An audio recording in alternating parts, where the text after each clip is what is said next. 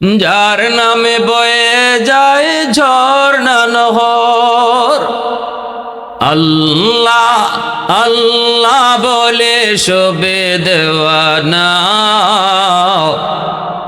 আল্লাহ আল্লাহ বলে শোবে দেওয়ানা। প্রভুর ডাকে মন সারা দাও না, প্রভুর ডাকে মন সারা দাও না।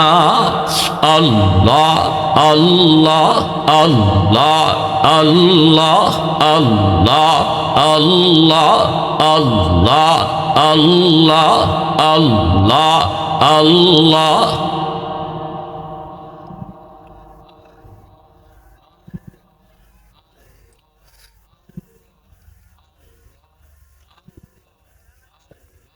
আল্লাহ আল্লাহ আল্লাহ আল্লাহ আল্লাহ আল্লাহ আল্লাহ আল্লাহ আল্লাহ আল্লাহ আল্লাহ।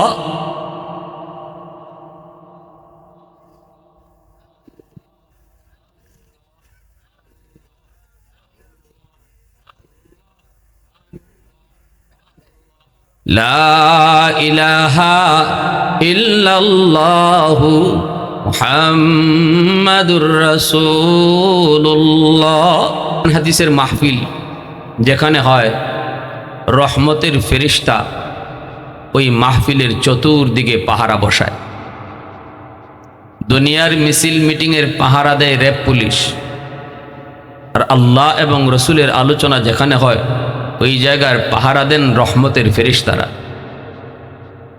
মাহফিল শেষ হয়, আমরাও বাড়ি যাব, ফেরেশতারাও যাবেন। আল্লাহ ফেরেশতাদেরকে জিজ্ঞেস করেন, কোথায় ছিলা? ফেরেশতারা বলে, মালিক ওই যে অমুক জায়গায় আমরা ওই মাহফিলের পাহারাদার ছিলাম, যেখানে তোমার এবং তোমার হাবিবের আলোচনা হচ্ছিল। আল্লাহ তখন ফেরেশতাদেরকে বলেন, আমার বান্দারা এখানে কেন জমা হয়েছিল? ওরা এখানে কি চায়? ঘরবাড়ি তুই এখানে কেন বসা ছিল? ফেরেশতারা বলেন, মালিক যা দেখলাম, যা বুঝলাম, ওরা সবাই তোমার কাছে জান্নাত চায়, জাহান্নাম থেকে বাঁচতে চায়। আল্লাহ তখন আবার প্রশ্ন করেন, আমার বান্দারা কি জান্নাত নিজের চোখে দেখছে? ওরা কি জাহান্নাম দেখছে? ফেরেশতারা বলে, না মালিক, ওরা তো জান্নাত দেখে নেই, জাহান্নামও দেখে নেই। আল্লাহ তখন ফেরেশতাদেরকে সাক্ষী রেখে বলেন, আমার যে সকল বান্দারা জান্নাত নিজের চোখে দেখলো না, জাহান্নামের আযাব গজবও নিজের চোখে দেখলো না, শুধুমাত্র আমি আল্লাহর কথার উপর বিশ্বাস করে এখানে বসে বসে আমার কাছে জান্নাত চাইল, তোমরা সাক্ষী থাকো, আমি আল্লাহ তাদেরকে মাফ করে দিছি। ফেরেশতারা তখন বললেন, মালিক তুমি সবাইকে মাফ করে দিয়েছ? আল্লাহ বলেন, হ, সবাইকে মাফ করে দিয়েছি। ফেরেশতারা বলেন, মালিক সবাই তো আর শোনার নিয়তে আসে নাই, এখানের মধ্যে কেউ কেউ এমনও ছিল বাড়িতে যাইতেছে, মাহফিলের মাইকের আওয়াজ শুনে বলতেছে অল্প কিছু কথা শুনে যায়। কেউ বা বাজার থেকে বাড়িতে যায়, আবার কেউ বা কোনো আত্মীয়র বাড়িতে বেড়াইতে যায়, মাইকের আওয়াজ শুনে মনে মনে কয় একটু ওয়াজ শুনে যাই। আল্লাহ সে তো ঘর থেকে ওয়াজ শোনার নিয়তে আসে নাই, তুমি কি তাকেও মাফ করে দিয়েছ? আল্লাহ তখন জবাবে বলেন, হুমুল জালিসু লা ইয়াশকা জালিসুহুম। এটা এমন এক বরকতি মজলিস, এই মজলিসে যেই বসে আমি তাকেই মাফ করে দিই। আমি আপনাদের কাছে জানতে চাই, বলুন তো, আল্লাহ যদি আমাদেরকে এই মাহফিলে বসাকে উসিলা বানায়া মাফ করে দেন, আল্লাহ এটা পারেন কি পারেন না? এই ক্ষমতা আল্লাহর আসেনি না নাই? নাকি আল্লাহ কারো কাছে জবাব দেওয়া লাগবে? কারো কাছে আল্লাহর জবাব দেওয়া লাগবে না, কারণ হাসরের ময়দানে আল্লাহ পাকের কুদরতি কলিজার ভিতরে ৯৯ ভাগ দয়া আর মায়া থাকবে। আল্লাহ এই দয়া মায়ার কারণে ছোট থেকে ছোট উসিলায় তার বহু বান্দা বান্দিরে মাফ করবেন। ছোট থেকে ছোট উসিলায় তার বহু বান্দা বান্দিরে মাফ করবেন। হাসরের ময়দানে আল্লাহ পাকের মায়ার নজর, আল্লাহ পাক যখন বিচারকের আসনে বসবেন রে যুবক, রব্বুল আলামিন কিন্তু সেদিন অপরাধীর পক্ষে থাকবেন, গুনাহগারদের পক্ষে থাকবেন। কোন রকম কোন গুনাহগারকে আল্লাহ পাক কোন একটা উসিলায় মাফ করতে পারেন কিনা, আল্লাহ সেই উসিলাটা তালাশ করবেন। আল্লাহ পাক উসিলা তালাশ করবেন, কোনো একটা উসিলায় মাফ করা যায় কিনা। তাহলে আল্লাহ পাক হাসরের ময়দানে তার গুনাহগার বান্দা বান্দির পক্ষে থাকবেন। সুবহানাল্লাহ, জোরে কও। আমরা দুনিয়াতে এমন দেখি, আদালতে যারা যান তারা কম বেশি বুঝেন। জজ সাহেব কিন্তু আসামির পক্ষে থাকে, জজ সাহেবের মাথায় থাকে কেমনে আসামির সাজাটা কম দেওয়া যায়। এজন্যই কিন্তু সাক্ষী প্রমাণ চুলচারা বিশ্লেষণ করে। কোনো এক জায়গায় যদি দুর্বলতা পায়, জজ সাহেব রায় দেয় না, 100% যখন প্রমাণিত হয় তখনই রায় দেয়। ঠিক না, জোরে বলেন। এমনকি জজ সাহেব তার বাসা থেকে কোর্টে যাওয়ার পথে যদি কোনো খুন নিজের চোখে দেখে, কে খুন করেছে এটাও দেখছে, তারপরও পৃথিবীর কোনো জজ তার চেয়ারে বসে ওই মামলার রায় দেওয়ার ক্ষেত্রে এই কথা বলে না, কি এর সাক্ষী আবার, আমি তো নিজেই দেখে আসলাম ওরে খুন করছে। কোনো জজ বলে না, কোনো বিচারক এই কথা বলে না। দুনিয়ার বিচারক যদি আসামির পক্ষে থাকে, তাহলে সকল বিচারকের বিচারক যেদিন আমার আপনার মালিক হাসরের মাঠে বিচারের আসনে বসবেন, ওই দিন আল্লাহ তার অপরাধী গুনাহগার বান্দাবান্দির পক্ষে থাকবে।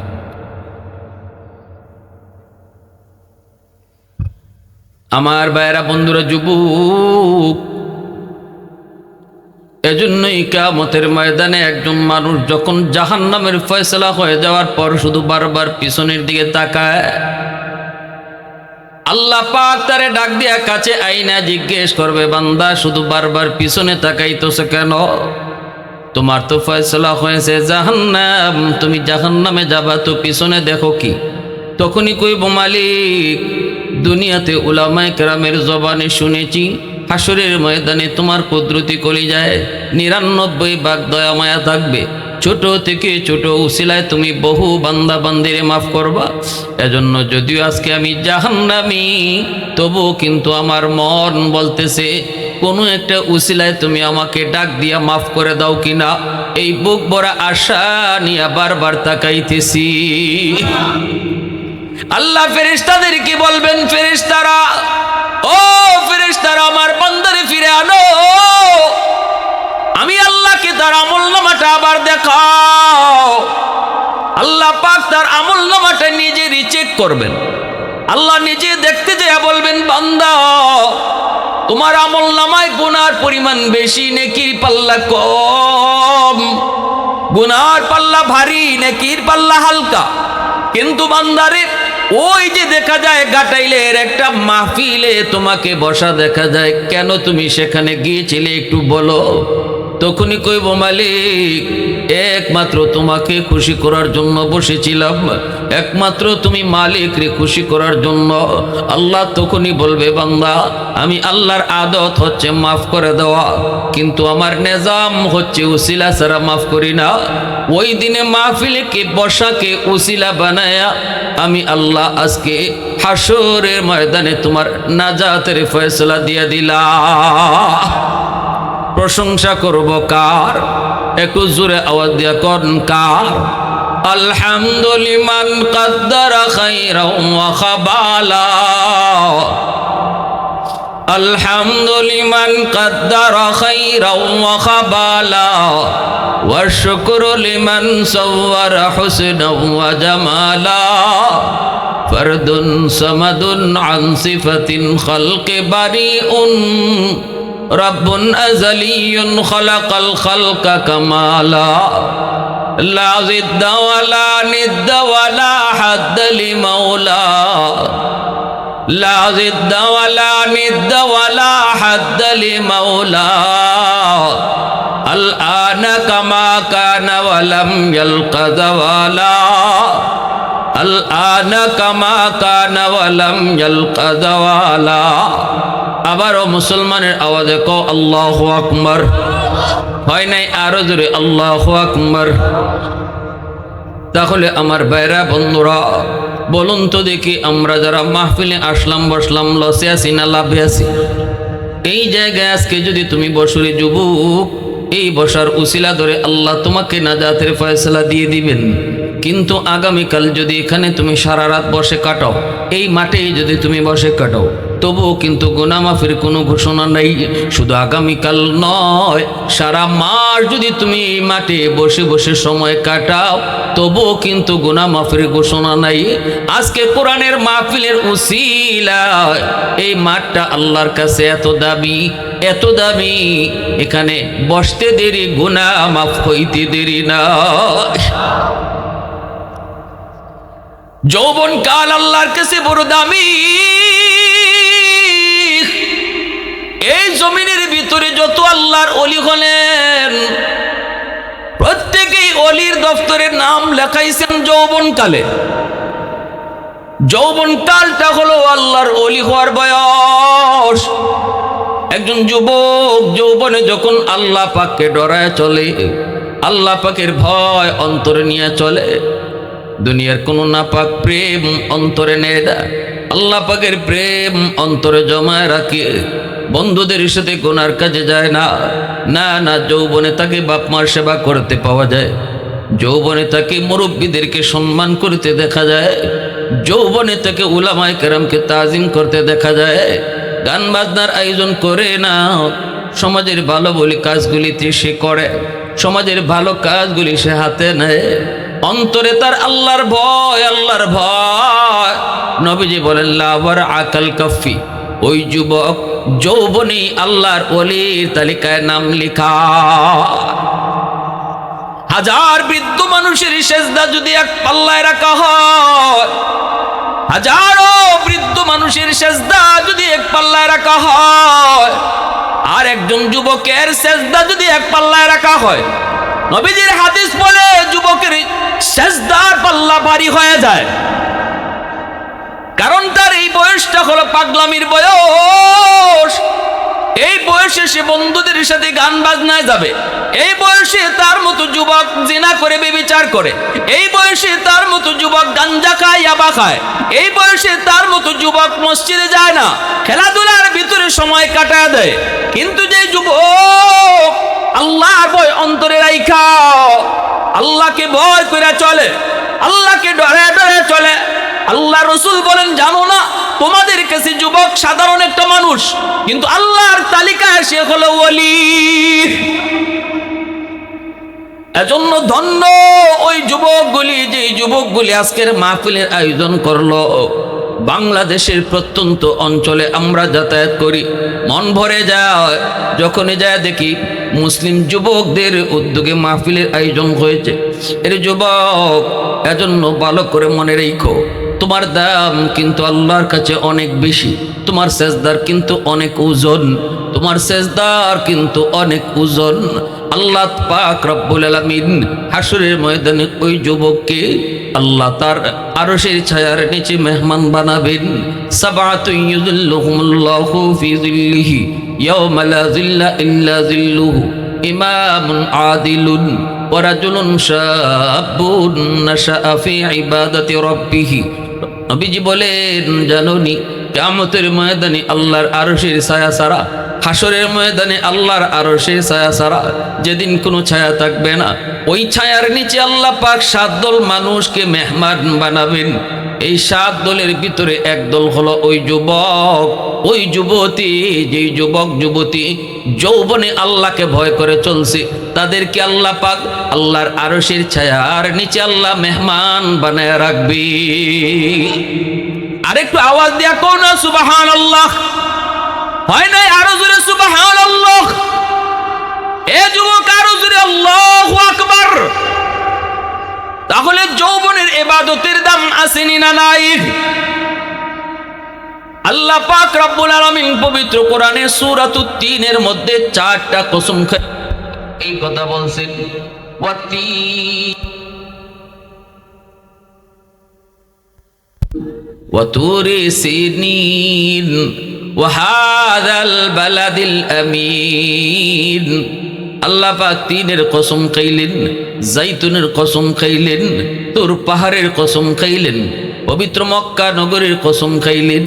4টা কসম খেয়ে আল্লাহ বলছেন, যেই যুবক যৌবনে আল্লাহ পাকের গোলামি করব, যেই যুবক যৌবনে আল্লাহর হুকুম মান্য চলব, বুড়া বয়সে যখন সে পারবে না, গায়ে শক্তি না থাকার কারণে, যেমন গায়ে তার শক্তি ছিল যতদিন মসজিদে গিয়ে নামাজ আদায় করেছে, গায়ে শক্তি ছিল যতদিন জামাতের সাথে নামাজ আদায় করেছে, যেই বয়সে তার গায়ে কোনো শক্তি থাকবে না, বৃদ্ধ হয়ে যাবে, মসজিদে যাওয়া তার সম্ভব হবে না, মসজিদে যেতে চাইলে তার ভয় হয়, কোথায় জানি সে মাথা গোড়ায় পড়ে যায়, শক্তি কম, শক্তি তার নাই, গায়ে নাই, ওই মানুষটা যখন সে ঘরে নামাজ পড়বে, আল্লাহ পাক কসম খায় বলেন, ওই বুড়া মানুষটা ঘরে নামাজ পড়বে, কিন্তু আমি আল্লাহ তার যৌবনে মসজিদে গিয়া নামাজ আদায় যে করত, ওই মসজিদের সওয়াব তার আমল নামায় লেখা হবে।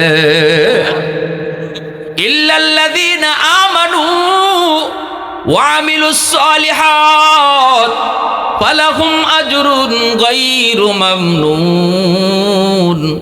আল্লাহ পাক রব্বুল আলামিন 4টা কসম খায় কিন্তু এই কথা আমাদেরকে জানাইছেন। তাহাজ্জুদের নামাজ পড়তো আল্লাহর গোলাম, শক্তি ছিল তার যতদিন, এখন তার গায়ে কোনো শক্তি নাই, ঘুমায় রইছে, তাহাজ্জুদ পড়তে পারেন না, কিন্তু মনে মনে তার বড় আফসোস। আল্লাহ পাক কয়, বান্দারে আফসোস কইরো না, শক্তি তো তুমি নিজে নিজে নষ্ট করো নাই, বৃদ্ধ তো তুমি নিজে নিজে হও নাই, আমি আল্লাহ তোমাকে বৃদ্ধ বানাইছি। শক্তি যদি আগের মতোই থাকতো, আজও তুমি তাহাজ্জুদ পড়তে আমি আল্লাহ জানি। অতএব বান্দা, যদিও তুমি ঘুমায় থাকবা, তবুও তোমার আমল নামায় যৌবনে তাহাজ্জুদের সওয়াব উঠায় দেওয়া হবে।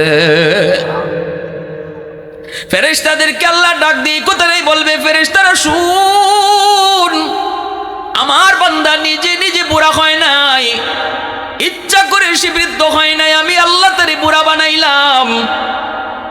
আজও যদি তার গায়ে শক্তি থাকতো, আজও সে তাহাজ্জুদের নামাজ পড়তো। অতএব আমার বান্দা যদিও ঘুমাই রইছে, তবুও তার আমল নামায় তাহাজ্জুদের সব লিখে দাও। 5 ওয়াক্ত নামাজ পড়তো, এই সওয়াবটা উঠায় দাও।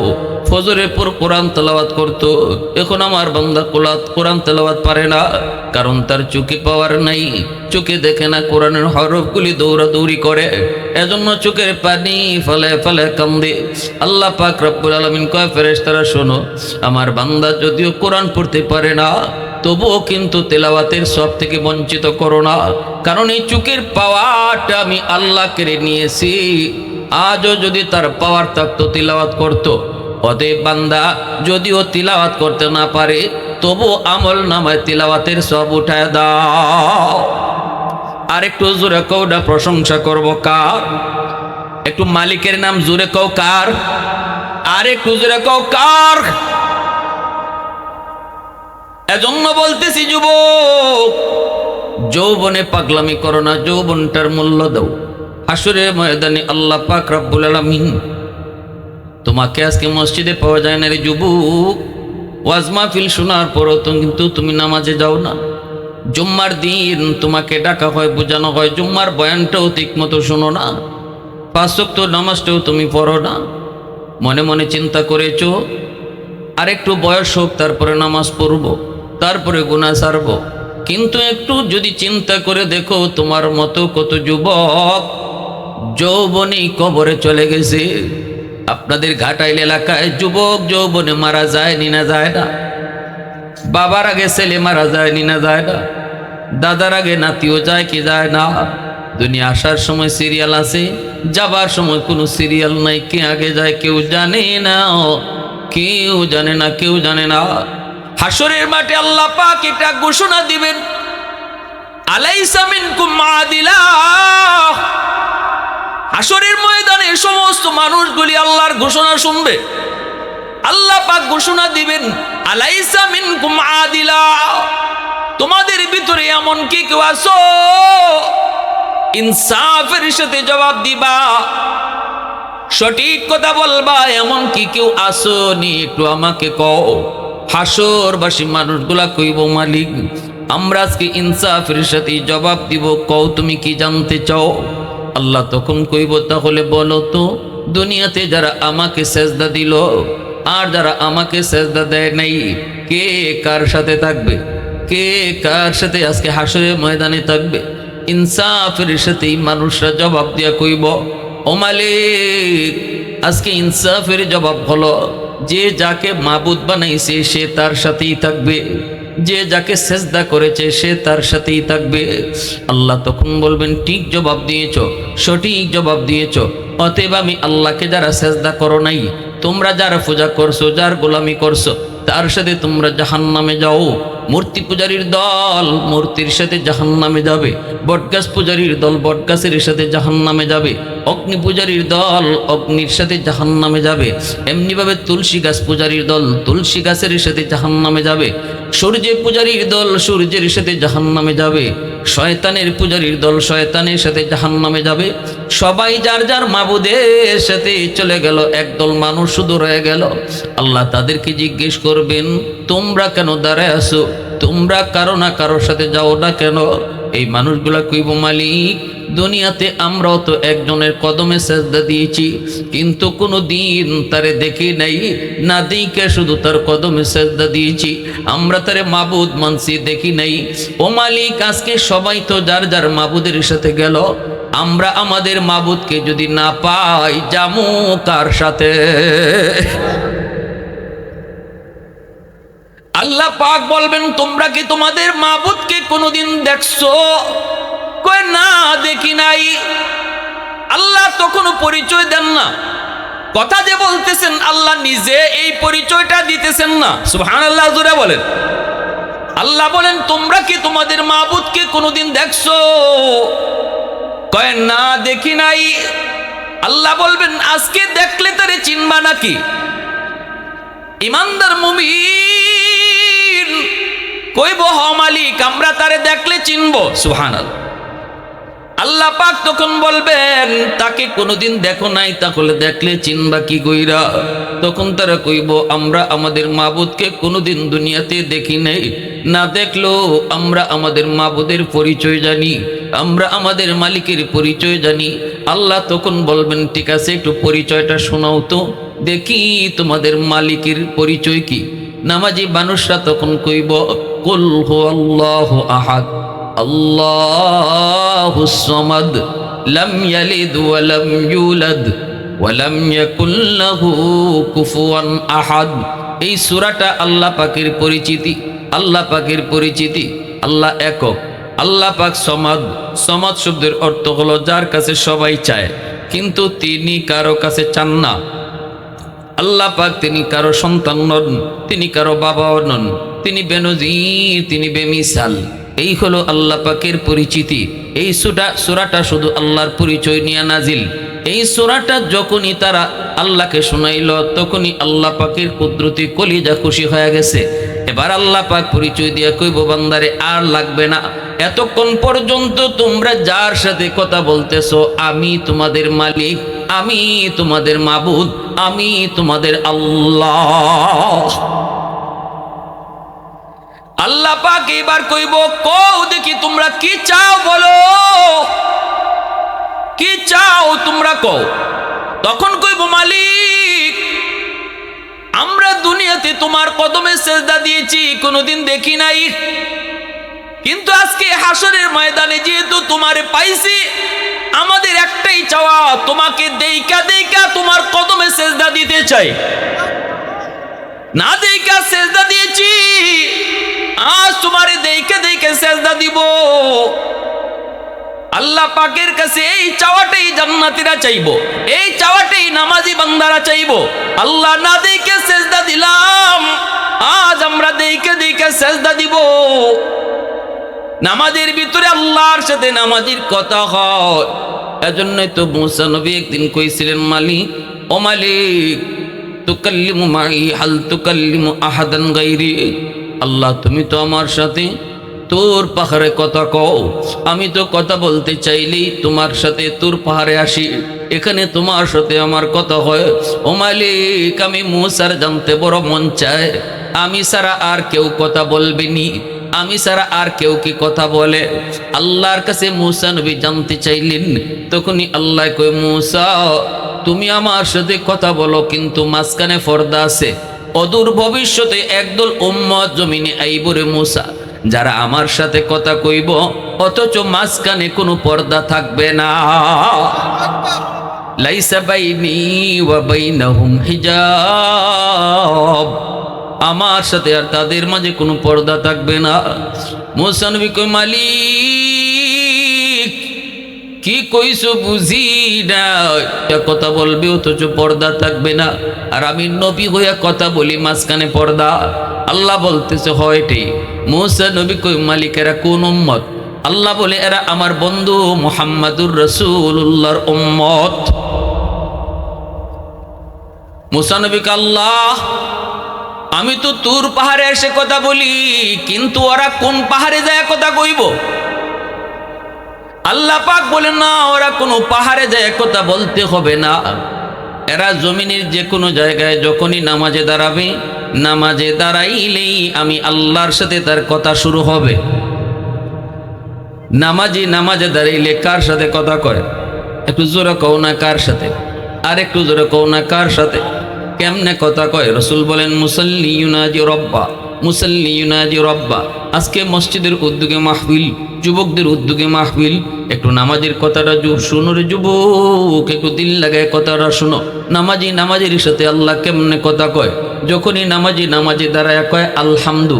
সূরা ফাতিহা যখন পড়া শুরু করবে, যখনই বলবে আলহামদু, সমস্ত প্রশংসা, তখনই আল্লাহ নামাজিরে জিজ্ঞেস করেন, আল্লাহ নিজের পরিচয় না দিয়া নামাজিরে জিজ্ঞেস করেন, লিমানিল হামদ, কার প্রশংসা তুমি করো? নামাজি তখন কয় লিল্লাহ, আমি আমার আল্লাহর প্রশংসা করি। আল্লাহ তখনও তারে পরিচয় দেন না দিয়ে আল্লাহ পাক কয় মানিল্লাহ, কে তোমার আল্লাহ? নামাজি কয় রব্বিল আলামিন, যিনি রব্বুল আলামিন তিনি আমার আল্লাহ। আল্লাহ তখনও কয় মানির রব, কে তোমার রব? নামাজি কয় আর রহমানির রহিম, যিনি রহমান যিনি রহিম। আল্লাহ তখনও পরিচয় না দিয়া কয় কে রহমান কে রহিম। নামাজি কয় মালিক ইয়াউমিদ্দিন, যিনি কিয়ামত দিবসের মালিক তিনি। এবার আল্লাহ পাক রব্বুল আলামিন পরিচয় দেয়। এতক্ষণ পর্যন্ত আল্লাহ পরিচয় দেন না। এবার আল্লাহ পরিচয় দিয়া কয়, বান্দারি এতক্ষণ পর্যন্ত যার সাথে কথা বলতেছো, আমি তোমার আল্লাহ, আমি তোমার রব, আমি রহমান, আমি রহিম। তখন নামাজি আল্লাহকে কয়, আল্লাহ তুমি আমার আল্লাহ? আল্লাহকে হ। নামাজি তখন আল্লাহ শোনো তাহলে আমি তোমারে কই। আল্লাহ কয় কি কও? কয় ইয়্যাকা না'বুদু ওয়া ইয়্যাকা নাস্তাঈন, আল্লাহ আমি তোমারই ইবাদত করি, তোমারই কাছে সাহায্য চাই। এতক্ষণ শুধু তিনি বলছে, থার্ড পার্সনে কথা বলছে। যখনই আল্লাহ বলছে আমি, তখন নামাজি কয় তুমি। আল্লাহ তোমারই ইবাদত করি, তোমারই কাছে সাহায্য চাই। আল্লাহ খুশি হইয়া বলতেছে, বান্দা তুই কি চাইবি চা, আমার কাছে যা চাইবি আমি তোরে তা দিমু, আমি তোর উপর খুশি, বল তুই কি চাইবি। নামাজি তখন কিন্তু ঢাকা শহরে বাড়ি চায় না, তখন নামাজি কিন্তু 5 তলা বাড়ির কথা বলে না, 10 কাঠা জাগার কথা বলে না, আমার 5টা সন্তান দেও, আমার 10টা সন্তান দেও। নামাজি তখন আল্লাহর কাছে যে জিনিসটা চায়, এটাই তার জীবনের সবচেয়ে বড় চাওয়া। একজন মানুষের জীবনের সবচেয়ে বড় চাওয়া আল্লাহর কাছে। আল্লাহ কয় কি চাইবি ক, যা চাইবি তা পাইবি। তখনই কয় ইহদিনাস সিরাতাল মুস্তাকিম, আল্লাহ তুমি আমাকে জান্নাতে যাওয়ার রাস্তা দেখাও। আওয়াজ দিয়ে কোন সুবহানাল্লাহ। একজন মানুষ জান্নাতে যাওয়ার রাস্তা পেয়ে গেছে, দুনিয়া আসা তার জন্য সার্থক। আরেকজন মানুষ জান্নাতের পথ পায় নাই, সে যত বড় বিল্ডিং এর মালিক হোক, যত টাকার মালিক হোক, যত ক্ষমতার মালিক হোক, জান্নাতের পথ পায় নাই, জাহান্নামের পথে চলতেছে, তার দুনিয়া আসা ব্যর্থ, তার দুনিয়া আসা ব্যর্থ। এজন্য আল্লাহ পাক বলেন ফামান যুহজিহা আনিন নার ওয়া উদখিলাল জান্নাতা ফাকাদ ফাত, জাহান্নাম থেকে যে বেঁচে গেল, জান্নাত যে পেয়ে গেল, সেই তোমাদের মধ্যে সফল। এবার তার বাড়ি না থাকতে পারে, তার গাড়ি না থাকতে পারে, তার পরনে দামি কাপড় না থাকতে পারে, চেহারায় দারিদ্রতার ছাপ থাকতে পারে, কিন্তু যদি সে জান্নাতি হয়ে যায়, আল্লাহ বলে সেই সফল। আর ব্যর্থ ওই মানুষ, যে মানুষটা জান্নাত পাইল না, সে দুনিয়ার তামাম দুনিয়ার মালিক হয়ে গেল, জান্নাত পাইল না, আল্লাহ বলেন সে ব্যর্থ, সে ব্যর্থ, সে ব্যর্থ। ঠিক কিনা জোরে বলেন। তাহলে সফলতার মাপকাঠি কি? চেয়ারম্যান হওয়া? সফলতার মাপকাঠি এমপি হওয়া? সফলতার মাপকাঠি কোটি কোটি টাকার মালিক হওয়া? না, সফলতার মাপকাঠি হলো জান্নাতি হওয়া। ঠিক কিনা? সফলতার মাপকাঠি হলো জান্নাতি হওয়া, সফলতার মাপকাঠি হলো জান্নাতের রাস্তা দিয়ে চলা। বেলাল হাবশী রাদিয়াল্লাহু তাআলা আনহু, নাম শুনছেন না? বেলালের নাম শুনছেন? তিনি কি ছিলেন? গোলাম। গোলাম, কালো হাবশার মানুষ, উমাইয়ার গোলাম ছিলেন, ছাগল রাখালি করেন। রাসূলের কাছে ঈমান আনার পর উমাইয়া এবং মক্কার উশৃঙ্খল যুবকগুলি বেলালকে নির্যাতন করলো। আরবের মরুভূমির ভিতরে বেলালকে চিৎ করে শোয়া রাখলো, বুকের উপর মস্ত বড় পাথর চাপা দিয়ে রাখলো। বেলালের গলার মধ্যে রশি লাগায়া তারা ঘোড়ার সঙ্গে লাগায়া দৌড়ালো। এতে করে বেলালের চামড়াগুলি খসে খসে পড়ে, জান যায়, জান যায়। এই অবস্থায় উমাইয়া কানে কানে যায় শুনতেছে বেলালে কি কয়, একটু শুনি। মরবার সময়, মৌতের সময় একটু আমার দেব দেবীর নাম বলে কিনা। কান লাগায়া উমাইয়া শুনতেছে বেলালের মুখ থেকে তখনও আস্তে আস্তে বের হইতেছে আল্লাহ আল্লাহ আল্লাহ, আহাদ আহাদ আহাদ শব্দ বের হইতেছে। উমাইয়া তখনই বেলালে হাফির জিব্বাটারে টান দিয়া বের কইরা এই জিব্বার মধ্যে পেরেক মারলো। নাউজুবিল্লাহ জোরে কও। হযরত আবু বকর সিদ্দিক রাদিয়াল্লাহু তাআলা আনহু বেলালের পাশ দিয়ে যান, আর বেলালের কাছে যায় কানে কানে বলতেছেন, বেলাল রে, ও বেলাল, এদেরকে খুশি করার জন্য একবার অন্তত এদের দেবদেবীর নাম বলো।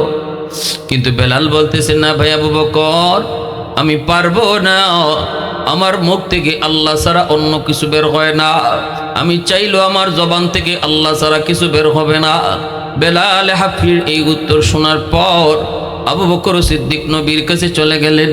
আল্লাহর নবীর কাছে যা বলতেছেন, নবী গো, অনুমতি যদি দেন আমি বেলালকে কিনে আনবো, বেলালকে উমাইয়ার কাছ থেকে কিনে আনবো, বেলালকে হয়তো উমাইয়া মেরে ফেলবে গো নবী, অনুমতি দেন, যত টাকা লাগুক, যত পয়সা লাগুক, উমাইয়ার কাছ থেকে বেলালকে কিনে আনবো। রসুল বলতেছেন, আবু বকর, বেলালকে তুমি যেই পয়সা দিয়ে কিনবা রে, ওই পয়সায় আমি নবীরও কিছু টাকা নিও, আমি নবীরও কিছু পয়সা যোগ কইরো, কারণ আমি জানি হাসরের ময়দানে আল্লাহ পাক, হাসরের ময়দানে আল্লাহ পাক ঘোষণা দিবেন, আমার বেলালকে কারা কারা কিনছো, কে কিনছো। সেদিন তুমি যখন হাত উঠাইবা, আমিও যেন হাত উঠে বলতে পারি, মালিক, আমিও বেলালকে কিনে আনছি। কি পরিমাণ দাম বেলাল হাফসির, কি পরিমাণ দাম বেলাল হাফসির। এইবার হযরত আবু বকর সিদ্দিক 10টা দিনার নিয়ে, অনেকগুলি পয়সা নিয়ে তিনি চলে আসছেন উমাইয়ার কাছে। যত চাইবো অত দিয়েই তিনি কিনে নিবেন। উমাইয়াকে জিজ্ঞেস করলেন, উমাইয়া, বেলালকে বিক্রি করবানি? উমাইয়া কয়, হ, কি বিক্রি করে ফেলব। এই গোলাম আমার কোনো কথা শুনে না, আমার কোনো কথা মানে না, যদি নিতে চাও আমি বিক্রি করে ফেলব। আবু বকর সিদ্দিক বলেন, দাম কত বলো? উমাইয়া বলতেছে, দিয়া দেও 10 দিনার, দিয়ে দেও 10 দিনার। আবু বকর সিদ্দিক বলতেছেন, নেও, দিলাম 10 দিনার। সাথে সাথে তিনি 10 দিনার দিয়ে দিছেন। এইবার উমাইয়া ডাক দিয়া কয়, আবু বকর, আমি ভাবছিলাম তুমি বড় বুদ্ধিমান, কিন্তু দেখলাম তুমি বোকা। আমি তো চাইলাম মাত্র 10 দিনার, তুমি যদি 1 দিনারও আমাকে দিতা, আমি বেলালকে বিক্রি করে দিতাম, কারণ এই বেলালকে দিয়ে আমার কোনো কাম হয় না। তুমি তো ঠকছো। আবু বকর সিদ্দিক বলেন, আরে উমাইয়া, আমি ঠকি নাই, ঠকছো তুমি। কথা বুঝেননি আপনারা আমার? আমি ঠকি নাই, ঠকছো তুমি। কারণ বেলালকে তুমি চিনো না, বেলালকে আমি চিনেছি, আমার রাসূলও চিনেছেন। আজ যদি 10 দিনার আর 20 দিনার তুমি 100 দিনার বেলালের দাম চাইতা, যত চাইতা আমি তত দিয়ে কিনে নিতাম। আল্লাহু আকবার, জোরে কও। যত চাইতে তত দিয়ে কিনে নিতাম, কিন্তু তুমি 10 দিনার চাইয়া ঠকছো। তুমি যদি 100 দিনারও চাইতে আমি তা দিয়ে কিনে নিতাম। এইবার দেখা যায় উমাইয়া ঠকলো। আল্লাহ নবীর কাছে বেলাল হাবশিকে আবু বকর সিদ্দিক নিয়ে হাজির হলেন, নবীজির কাছে হাজির হলেন বেলালকে নিয়ে। আল্লাহ পাক ডাক দিয়া কয়, বন্ধু আমার, বেলালের চাকরি দিমু আমি আল্লাহ, বেলালের চাকরি দিমু আমি আল্লাহ। আজকে থেকে বেলাল হবে তোমার পার্সোনাল সেক্রেটারি, আজ থেকে বেলাল হবে তোমার পিএস, আজ থেকে বেলাল হবে তোমার দারোয়ান। তুমি যদি ঘরের ভিতরে থাকো দরজায় থাকবে বেলাল, তুমি যদি পাহাড়ে থাকো বেলাল থাকবে পাহাড়ের নিচে, তুমি যদি মক্কায় থাকো বেলাল থাকবে মক্কায়, তুমি যখন মদিনায় বেলাল থাকবে মদিনায়। সুবহানাল্লাহ, আওয়াজ দিয়া কও না সুবহানাল্লাহ, আরো জোরে কও না সুবহানাল্লাহ। আবু লাহাব আবু জাহেলের কোনো দাম নাই, মক্কার লিডার আবু জাহেলের কোনো দাম নাই। এত বড় নেতা হওয়ার পরও আবু জাহেলের কোনো নাম নাই।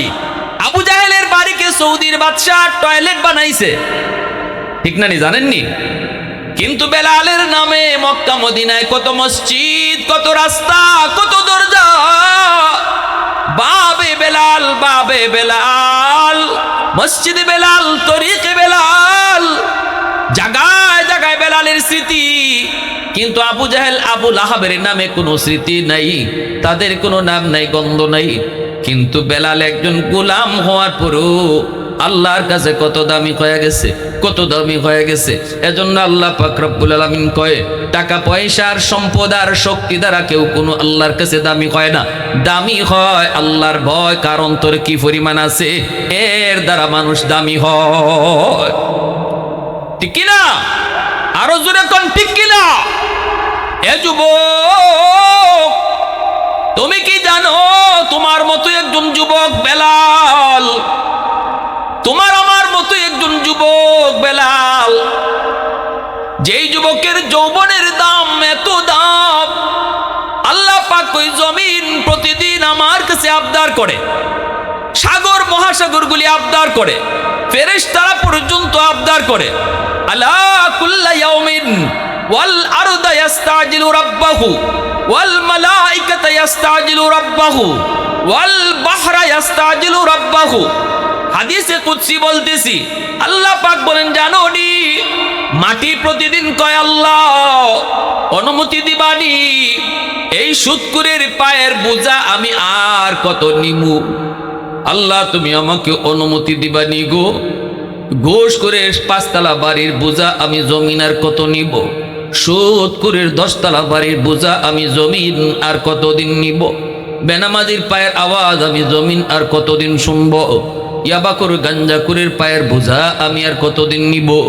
আল্লাহ অনুমতি দাও, আল্লাহ তুমি অনুমতি দাও, আমি জমিন ফেটে যাই, সুৎকুরকে এখনই আমি কবর দিয়ে ফেলি, যেখানে দাঁড়ায় আছে ওখানেই তারে কবর দিয়ে ফেলি।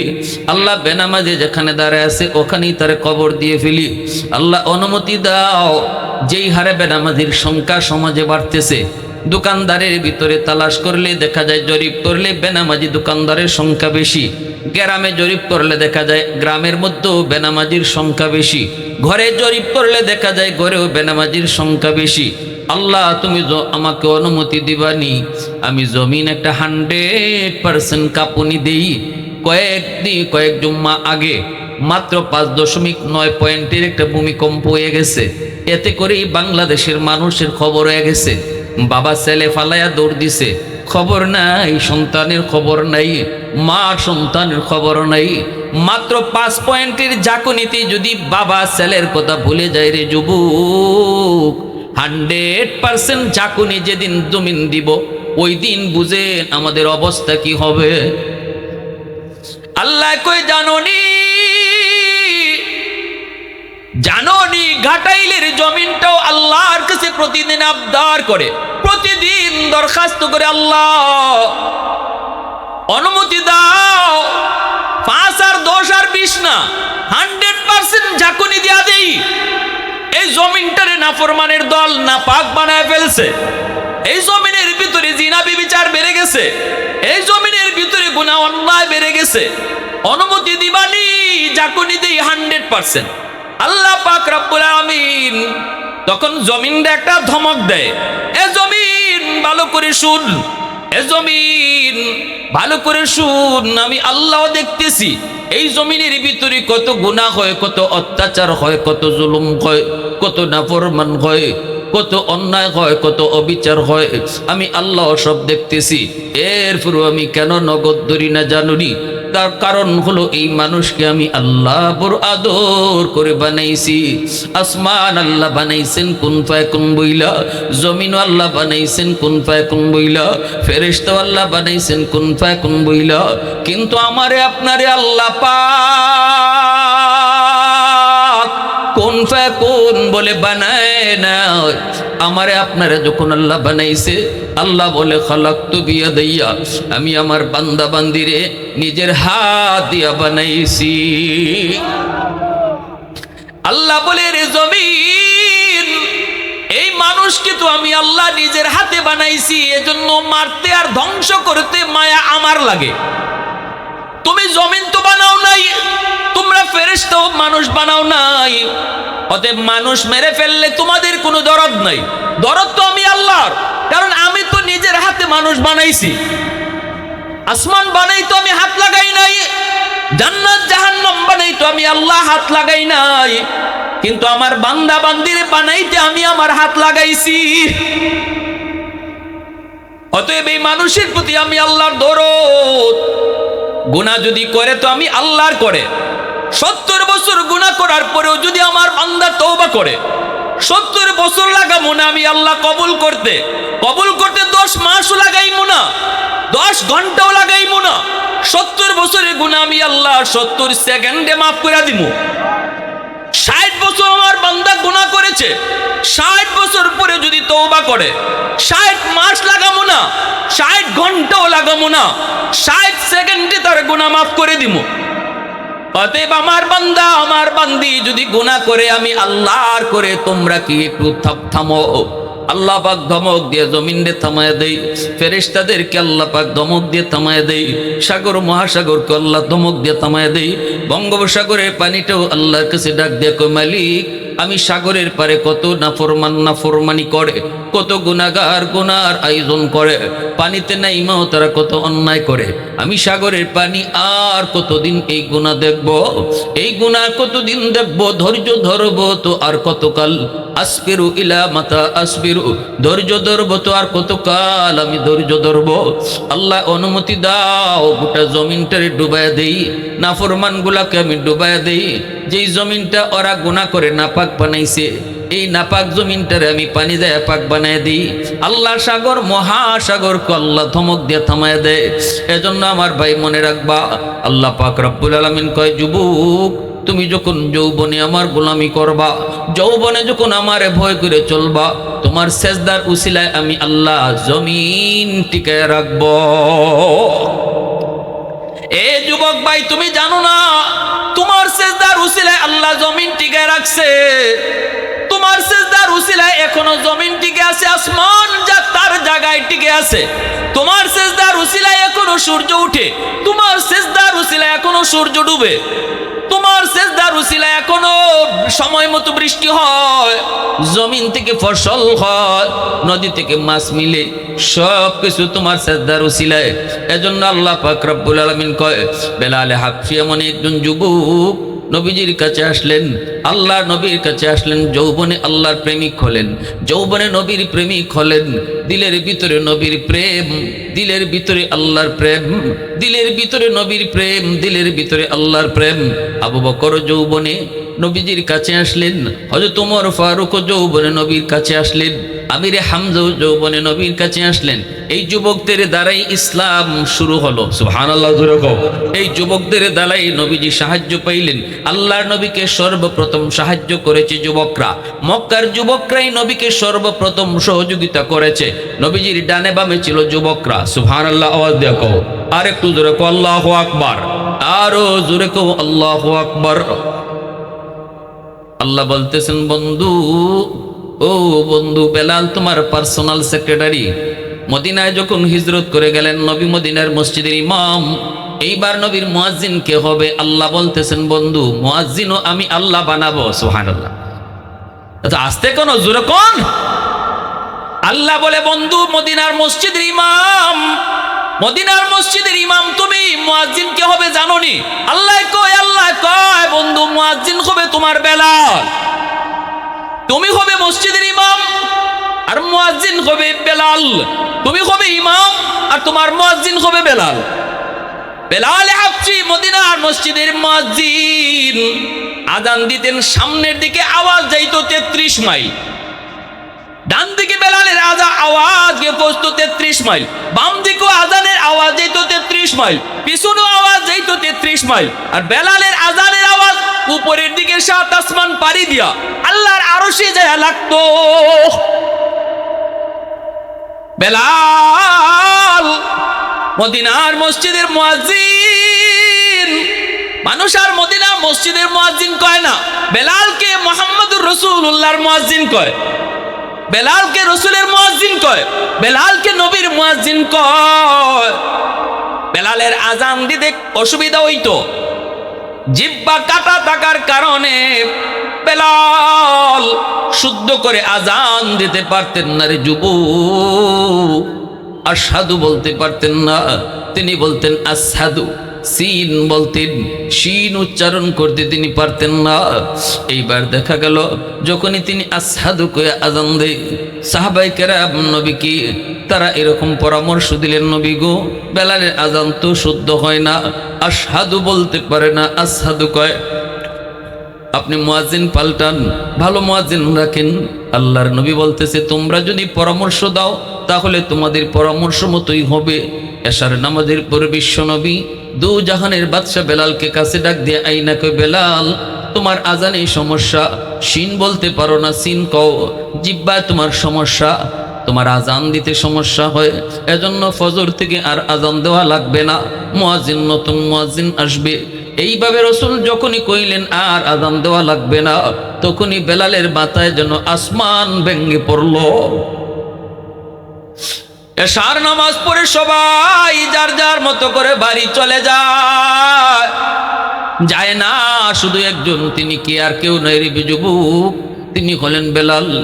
মদিনার মসজিদের কোনায় বসে বসে তিনি কান্দে আর আল্লাহর কাছে ডাক দেয়, মালিক তুমি তো আমাকে এই মসজিদের মুয়াজ্জিন বানাইছো, তুমি তো আমাকে তোমার বন্ধুর মুয়াজ্জিন বানাইছো, চাকরি তো দিছো তুমি, কিন্তু তোমার বন্ধু তো আমার চাকরি থেকে নট করে দিছে। ও মালিক আমি মানি না, তোমার আদালতে আপিল করলাম। সুবহানাল্লাহ। আরেকটু জোরে কও আল্লাহু আকবার, আরেকটু জোরে কও আল্লাহু আকবার। বেলাল কয়, মালিক তোমার আদালতে আপিল করেছি, নিম্ন আদালতে আমার বিরুদ্ধে রায়, উচ্চ আদালতে আমি আপিল করেছি। আল্লাহ তোমার কাছে একটাই দরখাস্ত, আমার জিহ্বা কাটা, এই কাটাটা তো আমার নিজের জন্য হয় নাই, আমার জিহ্বার সমস্যাটা তো আমার ফ্যামিলির জন্য হয় নাই, এই জিহ্বার সমস্যাটা তো আমার বাপদাদার জন্য হয় নাই, আমার জিহ্বা কাটা গেছে তোমার নাম নেওয়ার জন্য। অতএব মালিক আমি এত কিছু বুঝি না, হয় তুমি আযান বদলায় দাও, আমি যেভাবে কই এইভাবে আযান বদলাও, আর নতুন জিব্রাইল আমিন কয়, নবী গো শুদ্ধ শুদ্ধ বুঝি না, তবে মনে রাখেন অন্যদিন ফজরের আযান আমরা ফেরেশতারা আকাশ থেকে শুনতাম, আল্লাহ পাক ও আরশে আজিম থেকে আযান শুনতো, কিন্তু আজকে ফজরের আযান আমরাও শুনি নাই, আল্লাহও শুনে নাই। সুবহানাল্লাহ। অতএব যতক্ষণ আযান আল্লাহ না শুনবো, সকাল হবে না, সূর্য উঠবে না, রাত পোহাবে না। জিব্রাইল আমিন কয়, নবী গো তাড়াতাড়ি বেলালকে দিয়ে আযান দেওয়ান। সুবহানাল্লাহ। বেলালকে দিয়ে আযান দিলেন, দিন আসলো, রাত পোহালো, এত দামি হয়ে গেলেন বেলাল কেমনে? কই টাকা দিয়া, ক্ষমতা দিয়া, সুন্দর চেহারা দিয়া। আল্লাহ কয়, লা ইয়ানজুরু ইলা সুওয়ারিকুম ওয়া আমওয়ালিকুম ওয়ালাকিন ইয়ানজুরু ইলা কুলুবিকুম ওয়া আমালিকুম। ওয়া আমালিকুম। ভাইরা বন্ধুরা জন্য বলতেছিলাম, বেলাল এত দামি হয়েছেন, এত দামি হয়েছেন আল্লাহর কাছে কেমনে রে যুবক? তোমার মতোই তো একজন যুবক ছিলেন বেলাল, তোমার মতোই তো একজন যুবক ছিলেন বেলাল। জানোনি কোন যুবক? কেমন যুবক? আরেকটা যুবকের ঘটনা শোনাই। মূসা নবী একদিন আল্লাহরে বলতেছেন, মালিক জান্নাতে আমার বন্ধু কে হবে? আল্লাহ বলতেছেন, মূসা অমুক বাজারে গিয়ে দেখো একজন কসাই যুবক, ওই যুবক হলো জান্নাতে তোমার বন্ধু। মূসা নবী গেলেন, কয় মালিক ওই যুবকের আমল কি? আল্লাহ বলতেছে, যুবকের আমল তুমি যে খুঁজে বের করো। মূসা নবী বাজারে আসলেন, যুবককে পাইলেন, সে কসাইগিরি করে, গোশত বিক্রি করে। মূসা নবী এইবার বলতেছেন, ভাই আমি আপনার বাড়ি একটু মেহমান হব। মূসা নবী নিজের পরিচয় তারে দেন নাই, আমি আপনার বাড়ির একটু মেহমান হব। কয় ঠিক আছে চলেন, আমার বাড়িতে মেহমান হলে তো আমি খুশি। কারণ রসুল বলেছেন, মেহমান হইলে, মেহমান আসলে কখনো কমায় না, বরং মেহমান এসে বাড়ায় দেয়া যায়।